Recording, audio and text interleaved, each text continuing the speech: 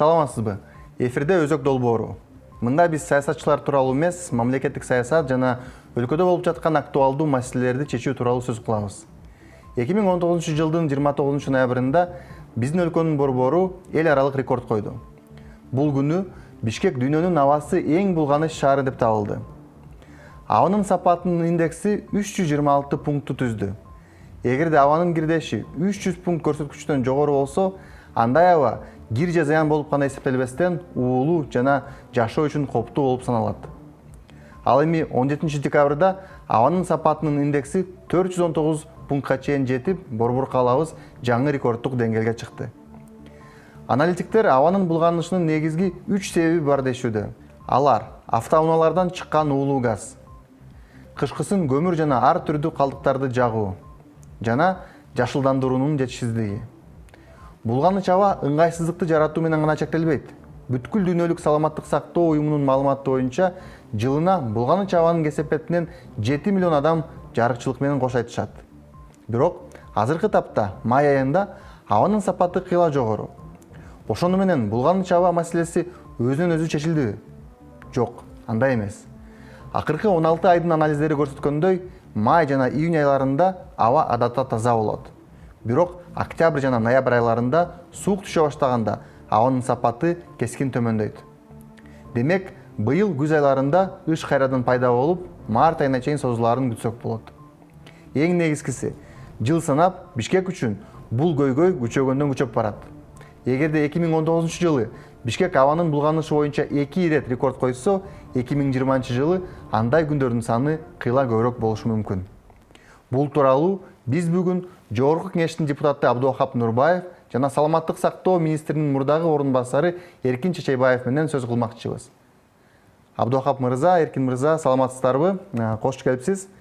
Саламатчылык. Абдуахап мырза, биринчи суроону сизге узатсам. Негизи сиз Жогорку кеңеште ушул абанын сапаты тууралуу ар түрдүү мыйзам демилгелерин көтөрүп келесиз. Мени кызыктырган бир нерсе бар. Негизи эле бүгүн парламентте же өкмөттө ушул аба сапатынын көйгөйү өтө олуттуу экени боюнча түшүнүк барбы? Ооба бар, анткени акыркы 3 жылда бизде Бишкекте аба өтө булганып атпайбы? Быйылкы жылы кыш айларында дүйнөдөгү Бишкек шаарыбыз дүйнөдөгү эң оор кир шаарлардын катарына кирди. Ошондо ал өкмөт дагы Жогорку кеңеш дагы негизи коомчулуктун ошол катуу баягы неме кыжаалат болгонунан баштап, анан жарандык коомдун катуу талап кылганынан баштап, буга чейин биз Жогорку кеңеште бир токтом кабыл алганбыз. Ошол негизинде өкмөт дагы өзүнчө бир жыйын өткөрүп токтомдорун кабыл алды. Бирок биз депутаттар ошо эксперттик топ түзүлүп, депутаттардын курамында бир нече депутат менен мыйзам долбоорлорун өзгөртүү киргизүү боюнча ошондой инициатива көтөрүп чыктык эле. Азыр ошонун үстүнөн иштеп, биз мыйзамды даярдап, сайтка чыгарып өкмөткө жөнөткөнбүз. Бирок тилекке каршы өкмөт өзүнүн коркунучун бере албай атат. Эгер өкмөттүн коркунучу келсе, биз ошол мыйзамдарды чыгарып, буюрса, ушул кичине болсо да абанын талганын булганышын токтотууга салым кошойлу деген оюбуз бар болчу. Рахмат. Эркин мырза, кийинки суроону сизге узатсам, ушул смог маселеси, булганыч аба маселеси жылдан жылга көйгөйлүү проблемага айланып баратат. Негизи сиздин оюңузча биздин ушул саламаттык сактоо системасы кандайдыр бир ушундай чыналууну сезип жатабы? Ушул биздин булганыч абага байланыштуу оорулар менен кайрылган жарандардын саны көбөйдүбү? Саламатсызбы Азим. Мындай да биздин дүйнөлүк масштабты карап көрсөк, саламаттыкты сактоо системасынан ден соолукка тийгизген факторлорду карап көрсөк, системадан 10% гана көз каранды. Бирок экологиялык абалдан 2 эсе көп көз каранды, 20%. Жашоо шарттары, жашоо образы, жүрүш турушка карасак, биздин ден соолугубуздун абалы 50% көз каранды. Айрана чөйрөнүн жана үйдүн абасынын булганышы биргелешкен таасири бул жалаң гана өпкө ооруларына эмес, эң маанилүүсү кан тамыр системасына аябай чоң зыян келтирет. Биз билебиз, Кыргызстан инсульт жана инфаркт оорусу боюнча СНГда лидерлердин бири да. Эркин мырза, Кыргызстан дүйнөнүн башка өлкөлөрүндө эле ушул коронавирустун пандемиясына кабылды. Ушул күндөрү ден соолук маселеси бизди баарыбызды өзгөчө ойлондурат. Негизи эле ушул абанын булганышы коронавирустун күчөшүнө алып келиши мүмкүнбү? Эми абанын булганышы вирустун күчүнө таасир эте алабы деген суроого мен так жооп бере албайм. Анткени бул вирус дагы жаңы. Буга албетте изилдөөлөр керек. Оорулуулар, диабет же өпкө оорулары менен ооруп калса, астматиктер, алар албетте бул коронавирусту кыйыныраак осложненный формага өтүп кетип атат да, жанагы пневмонияга өтүп кетиши ошо менен байланыштуу да. Эгерде мына жаш адамдар, ден соолугу чың, спортивный адамдар албетте коронавирусту дагы жеңилирээк, бессимптомно да өтүп кетиши мүмкүн. Абдухап мырза, мына ушул булган чаба маселесин чечүү үчүн конкреттүү кадамдарды жасаш керек. Сиз жогорку кеңеште ар түрдүү мыйзам демилгелерин көтөрүп келдиңиз. Ошол тууралуу бизге тезис түрүндө айтып бериңизчи. Biz bir iki mizam dolborun demilgелеп чыкканбыз. Birinci avtomobil transportu жөнүндө мыйзамга электромобиль деген түшүнүктү киргизип атабыз. Ошону киргизип, анан Кыргызстандын ичинде ким электромобиль Кыргызстанга алып кирсе же Кыргызстанды өндүрсө, мына ошолорду кошумча наз салымынан бошотулат. Мыйзамга биз дагы бир неме кылып атабыз, баягы диагностикалык борборлорго, мисалы үчүн ошо диагностикалык борборлорго дагы автомобилди текшерип атканда экологияга зыяны барбы жокпу ошону да өлчөө боюнча. Ушундай укук берип атабыз. Анткени эң көп бизде азыр эми кышында мештен деп атабыз, бирок менин жеке оюмча бул жерде көбүрөөк ошол автомобилдерден болуп атат. Анан автомобилдер бизде эски болуп атат көбү. Дагы бир мыйзам долбоор киргизип атабыз. Бизде К2, К3 деген маркадагы бензиндерди тыюу салуу боюнча. Анткени ошол Евразияска мүчө болгон Россия, Белоруссия, Эстония, Казакстан буга тыюу салыптыр негедир. Биз эле ошону биздин экономика министрлиги кат жазып 2021-жылга чейин узартып алып берди. Анан кийин да бизге көп окумуштуулар, башкалар кайрылды. Дагы бир себеби азыр көмүр жагып атпайбы көбүнчө. Анан мурун Советтер Союзу маалында көмүр кондицияга жетип көмүр кендери. Ышык даяр болгондо чыгарат экен, азыр ошого карабай эле чыгарып атыптыр дагы. Ошол пышпаган көмүрдөн ыш көп чыгып дагы абаны булгап атыптыр да. Абдухап мырза, бензиндин сапаты тууралуу айта кеттиңиз. Негизи ушул Евро 4, Евро 5 стандартындагы бензиндин бир кыйла сапаты жогору экенин, анын биздин автоунааларга, жаратылышка, абага дагы пайдалуу экенин биз түшүнөбүз. Бирок ошол эле учурда сапаты жогору бензиндин баасы дагы жогору болуп атпайбы? Негизи эле бул биздин жарандарыбыз үчүн, жада калса экономикабыз үчүн дагы бир кандайдыр түшүккө айланышы мүмкүн. Ар бир реформанын албетте экономикалык тарабы болот. Анан ушул дагы бензиндин стандартын өзгөртүү, ошону Кыргызстанга толук кандуу киргизүү реформанын кандай экономикалык аспекттери бар? Ошол тууралуу айтып бериңизчи. Эми эң биринчи ал ошол бензин кичине бизге кымбаттайт десе эгер Евро 4, бирок биз ден соолук жагынан унуттуруп атпайбыз. Муну азыр эле Эркин мырза айтып кетти. Негизи эле ар бир мамлекет, ар бир өлкө, ар бир улут өзүнүн жарандарынын дени сак, акыл деңгээли бийик болсо анан ошол улут күчтүү болот да. Ошон үчүн бул нерсе өтө жогору болуш керек да. Көптөгөн өнүккөн Европа мамлекеттеринде экология министри эң жогорку министрлердин бири болуп эсептелет да. Бардык тармак ошолор менен уруксат алып, анан гана кетет. Бизде бул ошо экология агентство бар, эми алар даже өкмөткө мүчө эмес да. Ошон үчүн алар ар бир өкмөттүн чечимине өздөрүнүн бир пикирин айта албай калат кээдечи. Эркин мырза, айтсаңыз, негизи ушул булган чаба дүйнө жүзүндө өтө олуттуу көйгөй болгонуна карабастан, Кыргызстанда бул маселе боюнча биз акыркы жылдар гана талкуу жүргүзө баштадык. Негизи эле биздин саламаттык сактоо системасы үчүн ушул булган чабага байланыштуу ооруларды дарылоо же ушул көйгөй менен күрөшүү приоритеттүү маселеби, жанда эмеспи?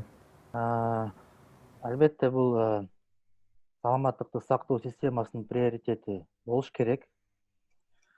Дүйнө жүзү боюнча ооруну алдын алуу приоритет болуп саналат да.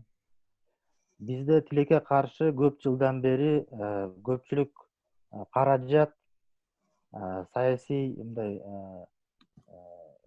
вниманиянын бардыгы больницаларга жиберилген да. Эркин мырза, негизи абанын булганышынын кандай деңгээлге жеткенин биз өткөн жылдын ноябрь, декабрь айларында баарыбыз көрүп алдык. Бирок бүгүн мына биз жанакы атайын колдонмолорду карасак, май айында абанын сапаты өтө жогору экенин көрөбүз да. Анан азыр көрүп атпайбызбы, бул проблема өзүнөн өзү жок болгонсуп калды да. Негизи эле ушул абанын булганышын Биз өтө эле ашкерлеп салган жокпузбу? Эми азыр айтып атпайбызбы? Мына карантин убагында транспорт азайып калды. Көпчүлүк адамдар, жарандар деле айтып атат, ушу карантин бүткөндө деле ушул кандайдыр бир ограничивать этсек транспортты депчи, маршруткаларды токтотсок. Биздин ошо дизель менен иштеген маршруткалар түтөп жүрөт да. Негизи эле баягы жарандарга дагы кандайдыр бир ограниченияларды киргизсек болот. Мындай бир чет мамлекеттерде мисалы үчүн мисалдар бар. Мисалы үчүн Будапешт деген шаарда акыркы машинанын номери четный число болсо 2, 4, 6 сен ошо вторник, четверг, суббота күндөрү чыга аласың Бишкекке, шаарга. Тутташпаган атайын жолдорду куруп, жарандарга мындай выбор берилген да. Машинаңарды гаражга коюп тургула, мына же общественный транспорт менен, же велосипед менен үйүңөргө, жумушка барып келип тургула. Мына биздин планыбыз бар, мына 3 жылда мынча велодорожка куруп беребиз, мынча көбүрөөк троллейбус алабыз, мынча электр автобус сатып алган пландарыбыз бар. Биз ошол жагын өркүндөтөбүз, туура түшүнгүлө бизди деп туруп, жарандарга түшүндүрүп берсе, жарандар деле түшүнөт. Анткени биз жарандар өзүбүз эле ошо аба менен дем алып атпайбызбы кышкы күндө. Рахмат. Биздин программанын аты өзөк. Ошондуктан биз талкуулап жаткан маселенин өзөгүн өтөлү.